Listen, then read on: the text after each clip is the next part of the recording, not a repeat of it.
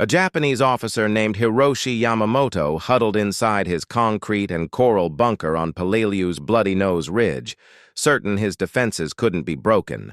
His men had spent 3 months building these fortifications with crossing lanes of gunfire, thick concrete walls, and perfect visibility stretching hundreds of yards across the landing beaches. They'd analyzed American fighting styles from previous island battles. They understood rifle attacks, mortar strikes, and ship bombardments. They'd gotten ready for every possibility.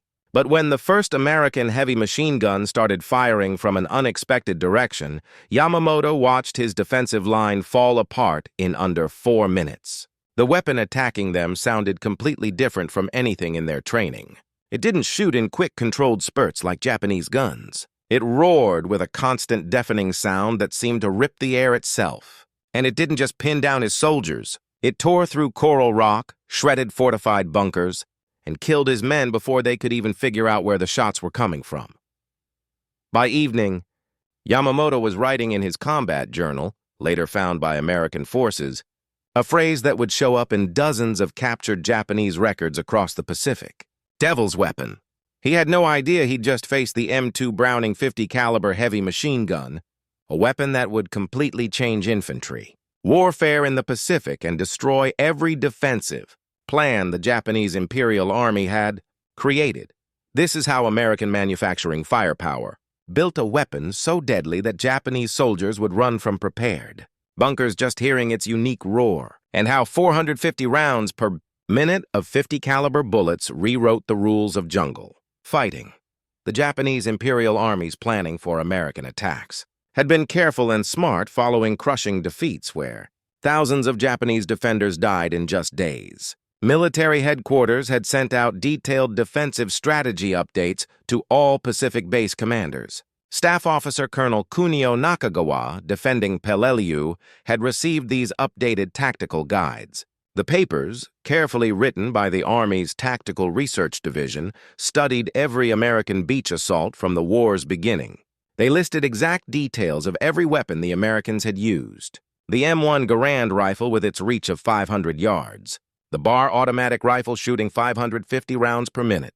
The M19 30 caliber machine gun firing 450 rounds per minute. Nakagawa's tactical preparations showed this knowledge.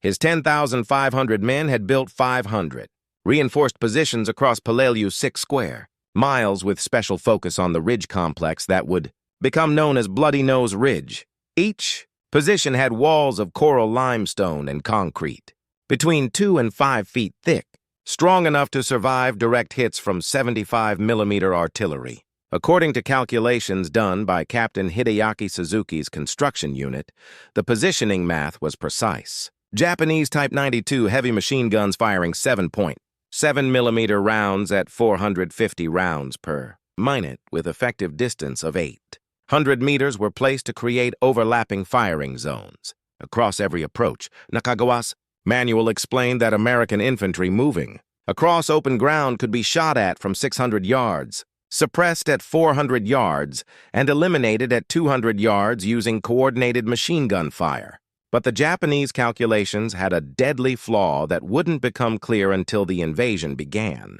Their entire defensive strategy assumed American machine gun abilities roughly equal to their own weapons firing, rifle-sized bullets at distances under 1,000 yards with limited power to break through fortified positions. The Imperial Army had plenty of experience with machine gun combat.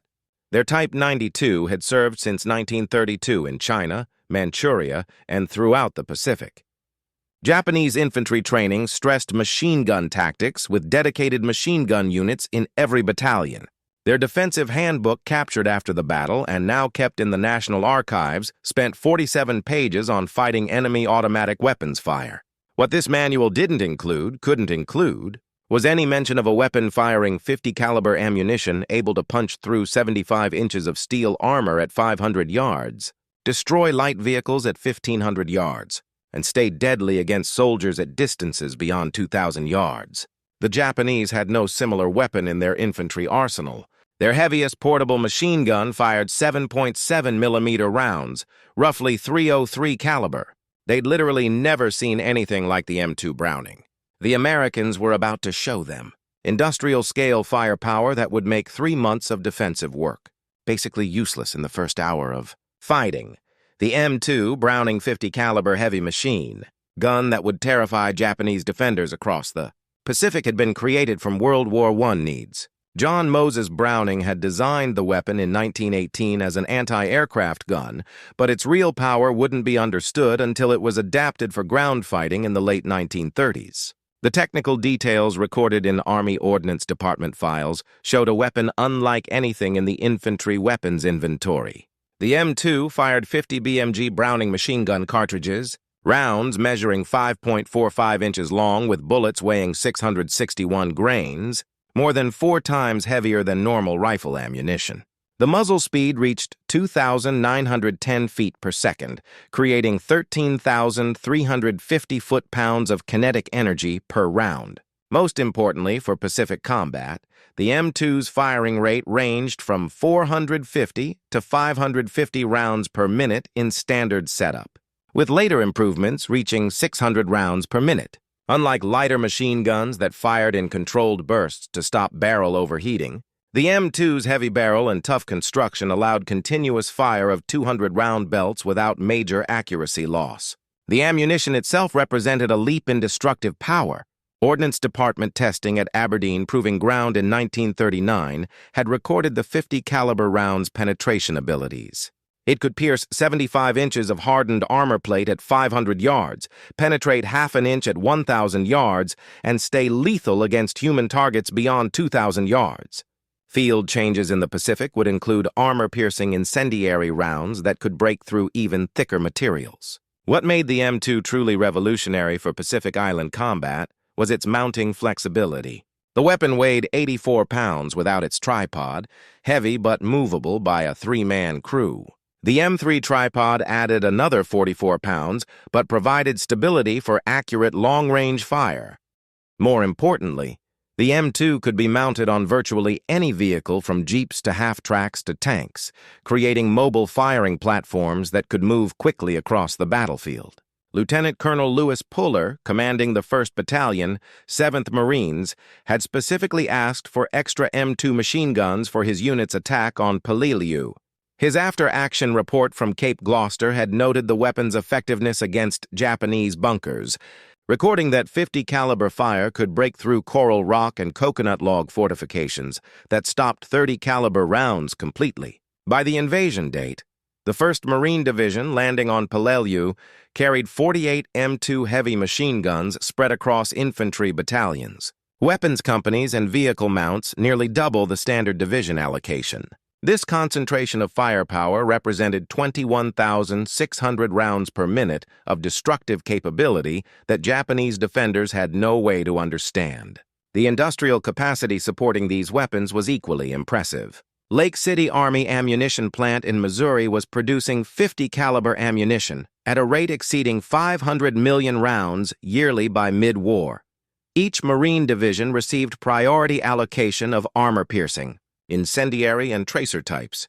The entire supply chain from American factories to Pacific beaches demonstrated logistical superiority that Japanese forces couldn't match. The weapon was ready, the ammunition was plentiful, and Japanese defenders were about to learn why American Marines called it the 50 with reverence approaching religious devotion. Sergeant Raymond Fitzgerald commanded the lead M2 position with Company K, 3rd Battalion, 5th Marines. His 3-man crew had landed in the 3rd wave, wrestling their 128-pound weapons system through chest-deep water, while Japanese mortar fire churned the beach around them. Fitzgerald had been carrying 50 caliber ammunition since Guadalcanal. He knew the weapon's capabilities intimately, every technical detail, every quirk of its cycling mechanism. But what happened next would exceed even his experienced expectations. The Japanese had let the first 2 waves land, following Colonel Nakagawa's defensive plan. They waited until Marines were bunched on the narrow beach before opening fire from prepared positions 400 yards inland. Type 92 machine guns from 3 different bunkers opened simultaneously, their 7.7mm rounds cutting through Marines who were still organizing for the advance inland. Fitzgerald's crew had just locked their tripod into the coral sand when the Japanese fire began. Through his field glasses, he spotted muzzle flashes from a reinforced bunker on the ridgeline, roughly 650 yards away. Well within his weapon's effective range, but beyond what Japanese doctrine considered dangerous for their fortified positions. "Load armor-piercing," Fitzgerald ordered. His assistant gunner, Corporal Daniel Hayes, fed the first belt of linked 50-caliber rounds into the receiver. The distinctive metallic sound of the charging handle being pulled twice echoed even over the battle noise. Fitzgerald squeezed the trigger. The M2 roared to life with a sound unlike any other weapon on the battlefield. A deep hammering thunder that seemed to compress the air itself. The weapon bucked against its tripod with each shot, but remained stable enough for Fitzgerald to walk his fire directly toward the Japanese bunker. What happened next was recorded in multiple after-action reports and would be repeated across Palaleu hundreds of times over the next 2 months. The 50-caliber rounds didn't just hit the coral-reinforced bunker. They began systematically destroying it. Coral chunks exploded outward. The carefully built firing hole widened with each burst. Within 15 seconds of continuous fire, roughly 120 rounds, the bunker's structural strength was failing. Fitzgerald could see, and Japanese defenders inside certainly felt, the devastating effect of rounds that carried 4 times the kinetic energy of rifle bullets. The coral that had been calculated to stop 30-caliber fire shattered like pottery under the 50-caliber assault. Concrete reinforced sections that should have been immune to anything short of artillery cracked and splintered, sending deadly fragments bouncing through the interior. Japanese return fire from that position stopped. Fitzgerald shifted his aim to the second bunker 700 yards to the left. His barrel was already heating, but well within safe limits. He had 800 more rounds of linked ammunition ready, and the morning had only just begun. Behind him, 2 more M2 positions were setting up. The symphony of 50-caliber fire was about to become a chorus, and Japanese defensive calculations were about to collapse with the certainty of math meeting reality. Japanese defensive communications picked up by Marine intelligence revealed something never before seen in Pacific War operations. Radio operator, Private First Class Thomas Brennan, assigned to the 1st Marine Division Intelligence Unit, had been monitoring Japanese frequencies since the landing. What he heard the morning after the invasion would be recorded in classified intelligence reports that wouldn't be released until 1973. Japanese transmission from Bloody Nose Ridge to Colonel. Nakagawa's command post used a phrase that appeared in the intercept log. "Hell's machine." The transmission requested immediate tactical guidance for countering American heavy machine guns, noting that 3 fortified positions had been destroyed the previous afternoon, despite being built to withstand artillery. Additional intercepts revealed growing panic in Japanese defensive communications. One transmission translated by Navy language officers attached to Marine intelligence stated enemy automatic weapons penetrating prepared positions. Coral fortifications inadequate. Request permission to relocate to secondary positions. This represented a fundamental break from Japanese defensive doctrine, which emphasized holding positions to the death. Lieutenant Colonel Harold Deacon, commanding 2nd Battalion 1st Marines, recorded in his after-action report an incident that occurred the day after the landing. His unit was advancing toward a ridgeline position that aerial reconnaissance had identified as heavily fortified. 3 M2 machine guns from his weapons company established positions at roughly 800 yards and began systematic fire on the Japanese bunkers. After 20 minutes of sustained 50-caliber fire, something extraordinary happened. Japanese soldiers began evacuating the position, not in organized withdrawal, but in panicked flight. Marine observers counted 17 enemy soldiers abandoning what appeared to be intact fortifications, running toward secondary positions deeper in the ridgeline complex. This behavior contradicted everything Marines had experienced in previous Pacific battles, where Japanese forces invariably fought to the death from prepared positions. Deacon's report noted enemy abandonment of fortified positions under heavy machine gun fire represents significant change in defensive behavior. Positions were not destroyed, but rendered impossible to hold by sustained 50-caliber fire. Psychological effect appears equal to physical destruction. Marine intelligence had compiled reports from across the division's front. Japanese forces were consistently abandoning positions when M2 fire was directed at them. Even when the fortifications remained structurally sound, the pattern was consistent enough that tactical doctrine began evolving in real time. Company commanders started requesting M2 fire to prep positions before infantry assault. Not necessarily to destroy them, but to make the enemy leave. Captain Vincent Russo, commanding Company I, 3rd Battalion, 7th Marines, described the new tactics in his combat journal. "We've learned to recognize the sound of success. When the 50s open up, we listen for secondary explosions or watch for enemy evacuation. Either way, the position becomes ours." The psychological impact of these weapons exceeds their physical destruction, as impressive as that is. The Japanese had encountered a weapon that didn't just threaten death. It promised a specific kind of death that undermined their defensive calculations. Coral dust from disintegrating fortifications filled bunkers. The distinctive thunder of 50 caliber fire could be heard across the entire battlefield. And Japanese soldiers, for the first time in the Pacific War, were choosing survival over position defense. Colonel Nakagawa's defensive strategy was collapsing, not because his positions were being destroyed, but because his soldiers had discovered that American industrial firepower had made those positions into death traps rather than protective fortifications. The tactical evolution of M2 use had accelerated beyond anything Marine planners had expected. What began as conventional machine gun support had transformed into a complete system for breaking Japanese defensive psychology before infantry ever closed with enemy positions. Marine weapons companies across Peleliu had developed standard procedures recorded in unit tactical reports. The technique, which Marines termed steel rain, began with reconnaissance identifying Japanese fortified positions. Rather than immediate assault, M2 crews would establish positions at ranges between 600 and 1,200 yards, distances where Japanese return fire was largely ineffective, but American 50 caliber rounds remained devastatingly accurate. The firing pattern followed a calculated sequence. Initial bursts of 20 to 30 rounds would target the primary firing hole of Japanese bunkers.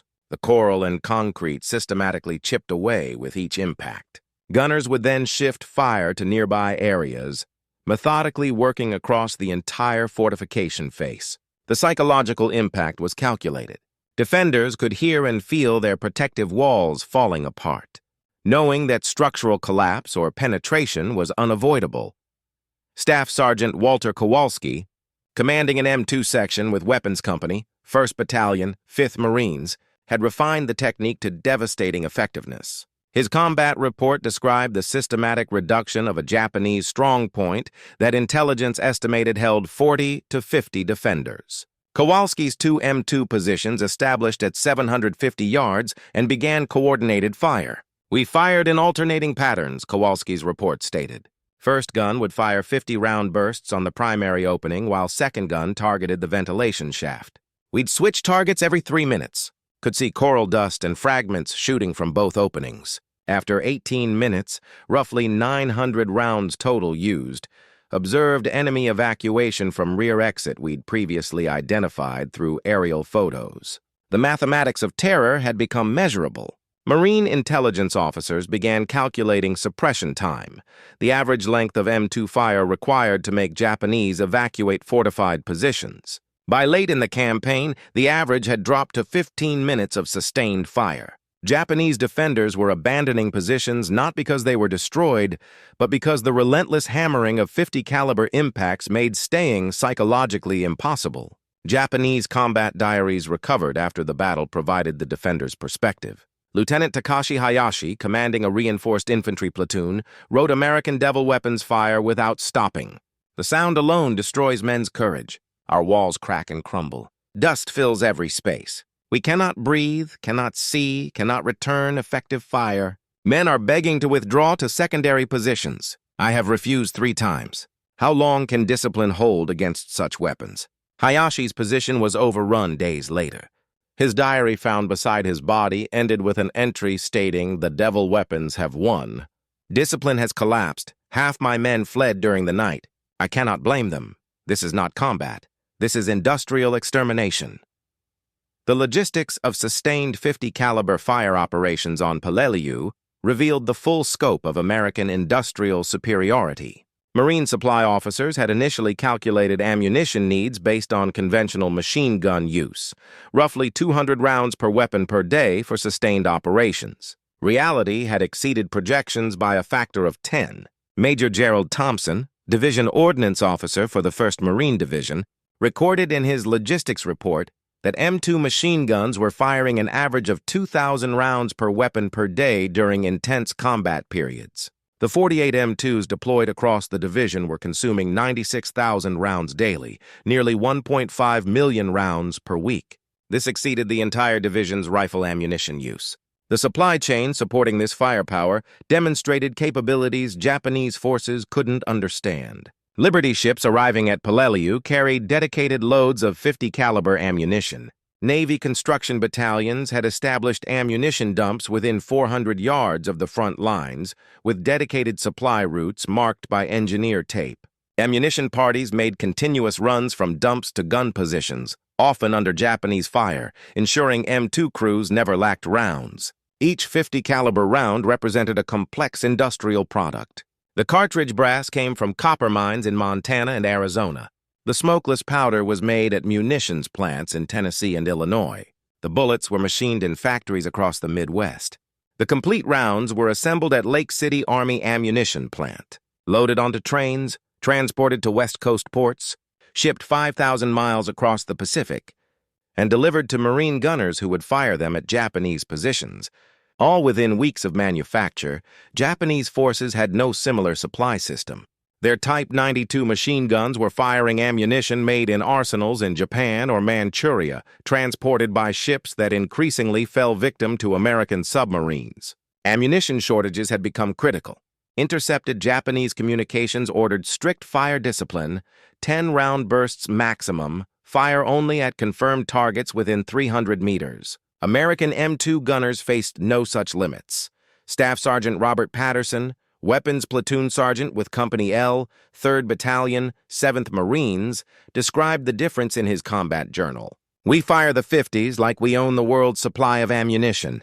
Because we do. Yesterday, my section fired 3,400 rounds, destroying enemy positions we couldn't even see clearly. Japanese return fire was occasional, maybe 200 rounds total. They're running out of everything. We're running out of nothing." The industrial arithmetic was devastating. American factories produced more 50 caliber ammunition in a single day than Japanese arsenals made in a week. American supply ships delivered ordnance to Peleliu in a single voyage than Japanese ships could transport to the island in a month.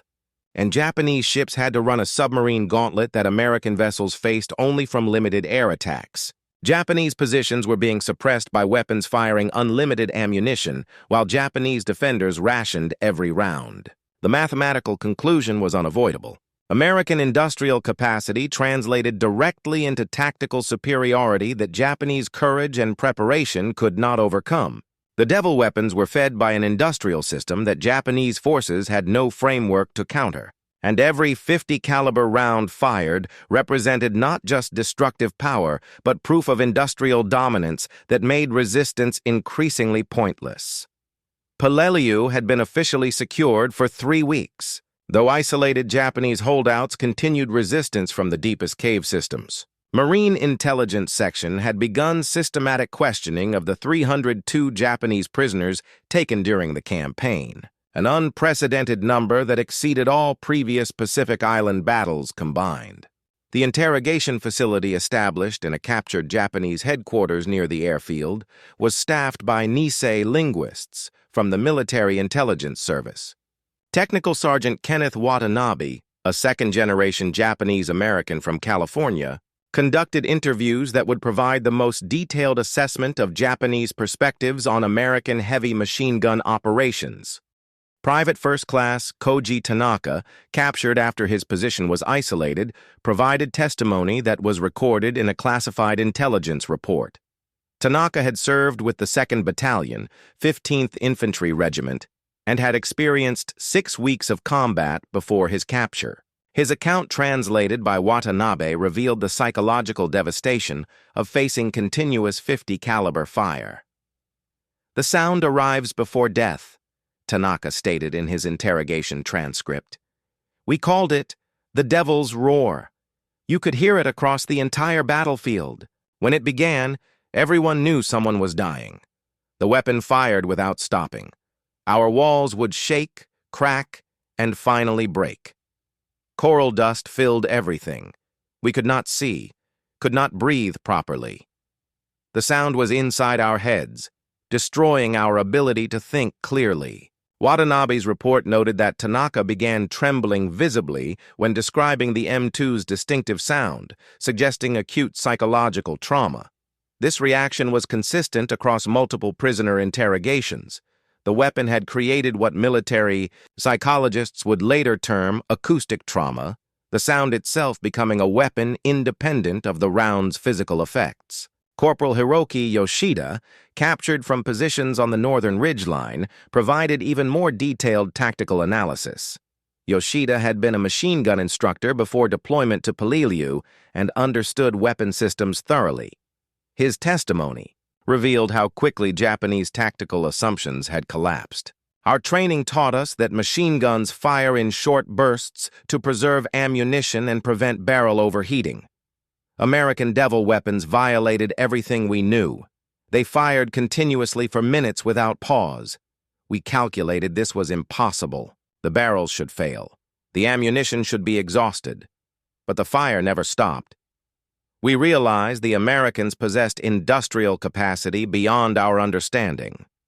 Yoshida's interrogation included technical observations that impressed his interrogators. He accurately estimated the M2's rate of fire, correctly identified that different ammunition types were being used based on tracer patterns, and understood that the weapons were being fired from ranges exceeding 800 meters, distances his training had assured him were safe from machine gun fire. Our strongest positions became traps.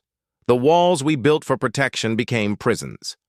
When Devil weapons targeted our positions, we had two choices: remain and die when walls collapsed, or evacuate and die from rifle fire.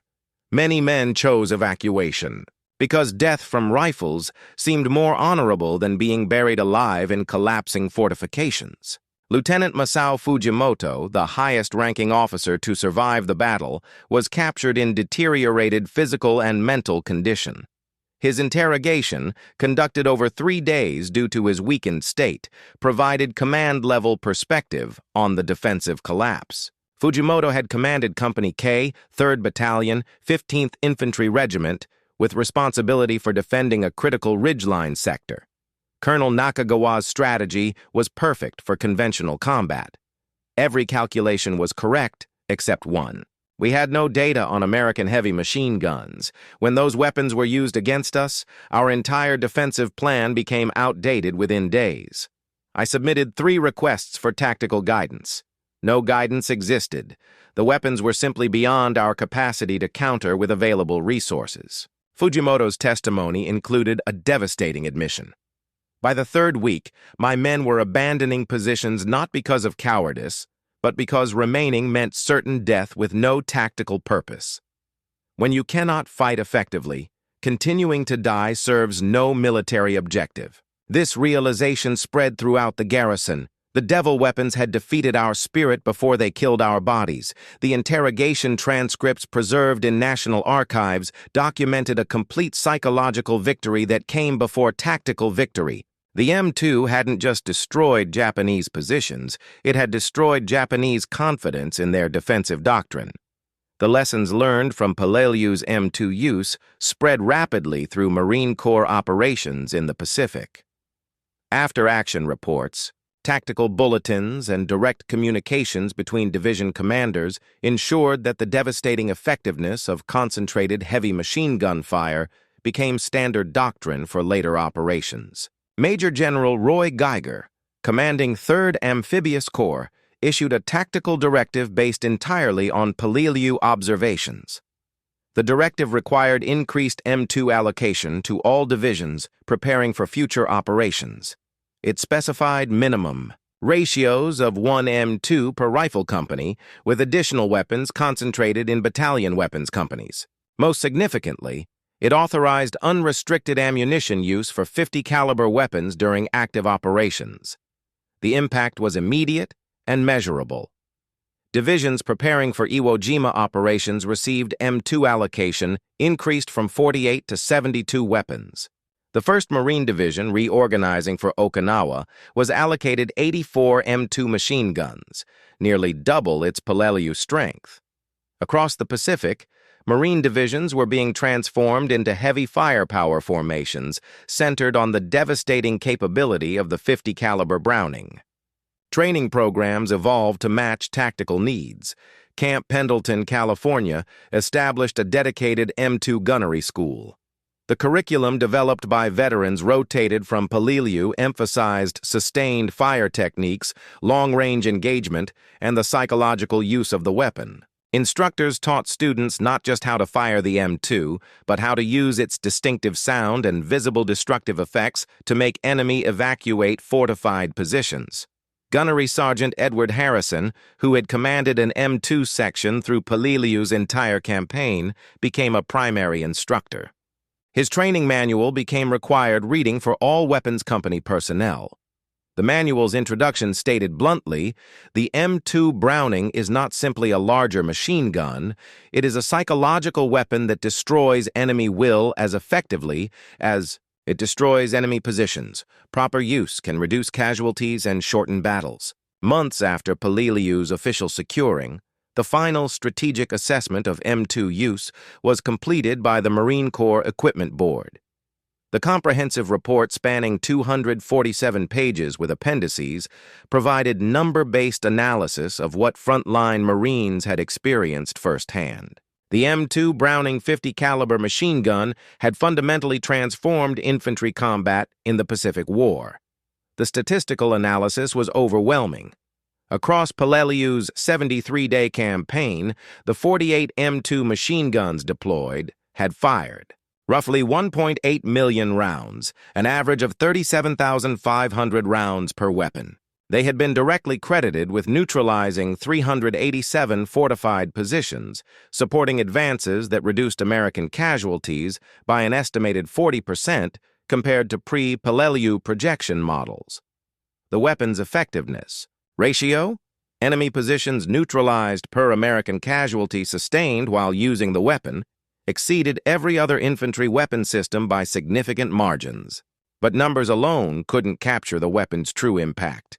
Captain James Hartley, who had commanded a rifle company through the entire Peleliu campaign, provided testimony that was included in the Equipment Board report. The 50 changed how we fought. Before Peleliu, attacking fortified positions meant accepting heavy casualties. Marines would advance against bunkers knowing some wouldn't survive. The M2 changed that calculation. We could reduce positions from safe distances. We could break enemy will before risking our men. It saved lives, our lives, in ways that statistics can't fully express. The psychological dimension received particular emphasis in psychiatric evaluations conducted by Navy medical officers. The division psychiatrist for the 1st Marine Division documented that combat fatigue rates among infantry units supported by M2 fire were 30% lower than units without such support. The presence of the weapon provided psychological security that reduced stress casualties as effectively as it reduced battle casualties. Japanese perspectives gathered through prisoner interrogations and captured documents confirmed American assessments from the opposing viewpoint. Post-war interrogations conducted by the United States Strategic Bombing Survey included extensive questioning about weapon systems.